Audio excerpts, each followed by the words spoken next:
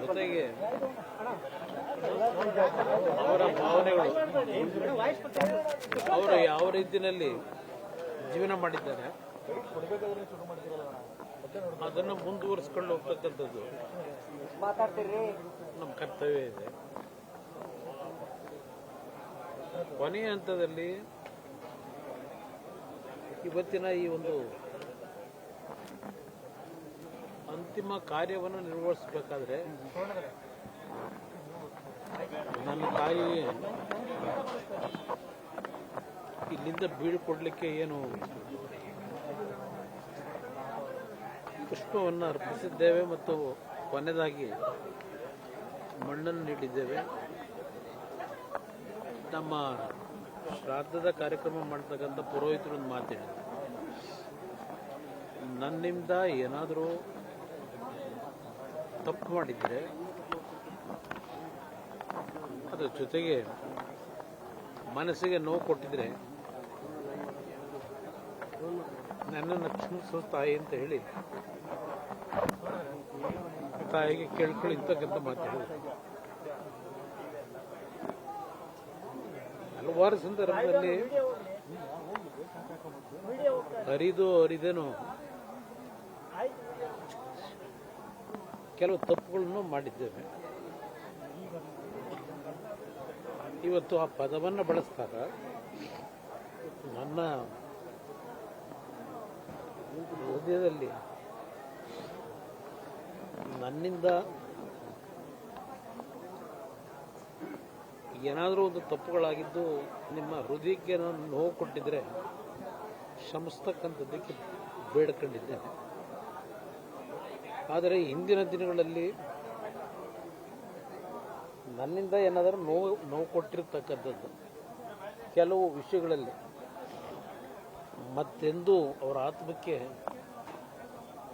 ನನ್ನಿಂದ ಅಪಚಾರ ಆಗದೇ ಇರ್ತಕ್ಕಂಥ ರೀತಿಯಲ್ಲಿ ನನ್ನ ಬದುಕು ಮುಂದಿನ ಭಗವಂತ ನನಗೆ ಕೊಟ್ಟಂಥ ಆಯಸ್ಸೇನಿದೆ, ಪ್ರತಿನಿತ್ಯ ಪ್ರತಿ ಕ್ಷಣ ನನ್ನ ತಾಯಿ ಯಾವ ರೀತಿ ಬದುಕಿದ್ರು ಅದೇ ಮಾರ್ಗದಲ್ಲಿ ನಡೆಯತಕ್ಕಂಥ ಒಂದು ಸಂಕಲ್ಪ ಮಾಡಿದ್ದೇನೆ. ಪ್ರಮುಖವಾಗಿ ಒಂದು ವಿಷಯದಲ್ಲಿ ನನಗೆ ಸದಾ ಹೇಳ್ತಾ ಇದ್ರು,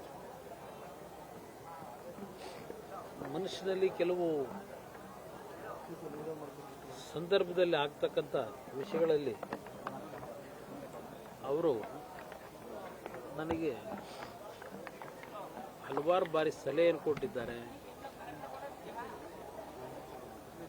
ಒಂದು ವಿಷಯದಲ್ಲಿ ಆ ಸಲಹೆಯನ್ನು ಭಗವಂತನೇ ನನ್ನಿಂದ ನಾನು ಮಾಡಲಿಕ್ಕಾಗದೇ ಇದ್ದರು, ಭಗವಂತನೇ ನನ್ನಿಂದ ಮೊದಲೇ ನನ್ನ ತಾಯಿಗೆ ಶಾಂತಿ ಕೊಡಬೇಕು ಅಂತೇಳಿ ಅದನ್ನು ನನಗೆ ದಯಪಾಲಿಸಿದ್ದಾನೆ.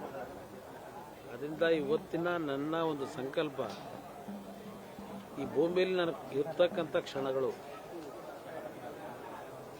ಈ ನಾಡಿನ ಬಡವರೇನಿದ್ದಾರೆ, ಈಗಾಗಲೇ ನಾನು ನನ್ನ ಜೀವನದಲ್ಲಿ ನನ್ನ ತಾಯಿಯ ನಡವಳಿಕೆಯನ್ನು ಕಾರ್ಯರೂಪಕ್ಕೆ ತರ್ತಕ್ಕಂಥದ್ರಲ್ಲಿ ನಡ್ಕೊಂಡಿದ್ದೇನೆ. ಆ ವಿಶ್ವಾಸದಿಂದ ನಾನು ಹೇಳ್ತಾ ಇದ್ದೇನೆ. ಆದರೆ ನನ್ನಿಂದ ಹಲವಾರು ರೀತಿಯಲ್ಲಿ ನನ್ನ ತಾಯಿಗೆ ಸಂತೋಷವನ್ನು ಕೊಟ್ಟಿದ್ದೇನೆ. ಆದರೆ ಒಂದು ಸಂದರ್ಭ ಇವತ್ತು ನಾನು ನೆನೆಸ್ಕೊಳ್ಳಕ್ಕೆ ಬಯಸ್ತೀನಿ. 2006 ನಾನು ಮುಖ್ಯಮಂತ್ರಿ ಆಗ್ತಕ್ಕಂಥ ಒಂದು ಸನ್ನಿವೇಶ. ಅವತ್ತು ಪುಟ್ಟರಾಜ್ ಅವರು ಇಲ್ಲೇ ಇರಬೇಕು, ನನ್ನ ಜೊತೆ ಇಲ್ಲೇ ಇದ್ದರು. ಬೆಳಗ್ಗೆಯಿಂದ ನಮ್ಮ ತಂದೆ ನಮ್ಮ ತಾಯಿಯ ಒಂದು ಪುಟ್ಟರಾಜ್ ಅವರಿಗೆ ಕೊಟ್ಟಂಥ ಜವಾಬ್ದಾರಿ, ನಾನು ಏನೋ ಒಂದು ರಾಜಕೀಯ ನಿರ್ಣಯವನ್ನು ಮಾಡಲಿಕ್ಕೆ ಹೋಗಿದ್ದೆ, ನನ್ನನ್ನು ಕರ್ಕೊಂಬರ್ಬೇಕು ಅಂತೇಳಿ ಪುಟ್ಟರಾಜ್ ಅವ್ರಿಗೆ ಜವಾಬ್ದಾರಿ ಕೊಟ್ಟಿದ್ದರು.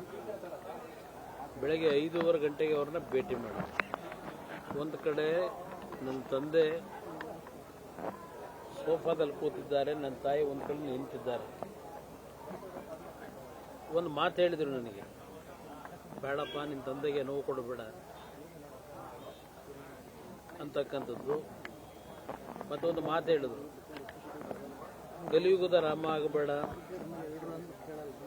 ಹಿಂದೆ ದಶರಥ ರಾಮ ತಂದೆಯ ಒಂದು ಗೌರವ ಉಳಿಸ್ಲಿಕ್ಕೆ ಯಾವ ರೀತಿ ತೀರ್ಮಾನ ಮಾಡಿದ, ಆ ಒಂದು ನಡೆಯಲ್ಲಿ ನಡೆಯಪ್ಪ ಅಂತಕ್ಕಂಥ ಮಾತಾಡಿದಂಥದ್ದು ಇವತ್ತು ನನ್ನ ಹೃದಯದಲ್ಲಿದೆ.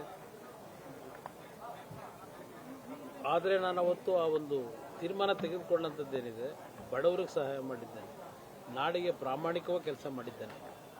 ನನ್ನ ತಾಯಿಗೆ ನನ್ನ ತಂದೆಗೆ ನಂತರ ಒಂದು ಒಳ್ಳೆಯ ಕೆಲಸ ಮಾಡಿದ್ದಾನೆ ಅಂತಕ್ಕಂಥ ಒಂದು ಅವರಲ್ಲಿ ಭಾವನೆಯನ್ನು ಮೂಡಿಸಿದ್ದೇನೆ.